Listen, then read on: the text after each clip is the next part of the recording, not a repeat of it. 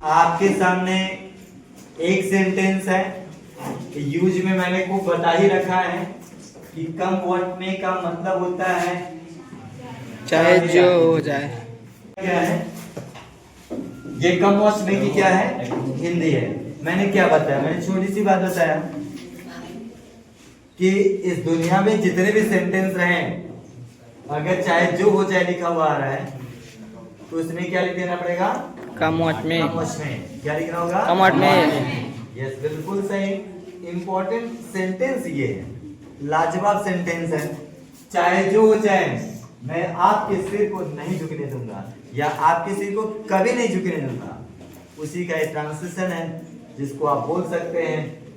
ये कब बोला जाता है, जब आपसे कोई आपसे बड़ा आपके गार्जियन के रूप में है, वो आपसे कहे खूब पढ़ाई करना, कहीं ध्यान से नंबर कम नहीं होना चाहिए, सबसे ज्यादा क्लास में लाना है, तो आप कहेंगे क्या, यही वाला सेंटेंस आप बोलेंगे, कम what may, I never let you down, चाहे जो हो जाए मैं आपके सिर को नहीं झुकने दूंगा, या मैं आपके सिर को कभी नहीं झुकने दूंगा। ठीक है, तो आप लोग इंग्लिश बोलिए, इसके इंग्लिश को come what may I never let you down. फिर से बोलिए, come what may I let you down. Come what may I never let you down. क्या बोलेंगे, come what may I never let you down. ऐसे ही चाहे जो हो जाए मैं पढ़ूंगा, कम what may I read.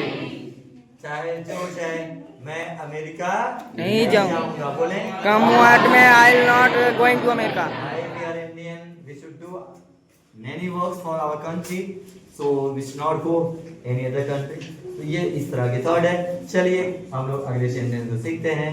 Thank you for watching.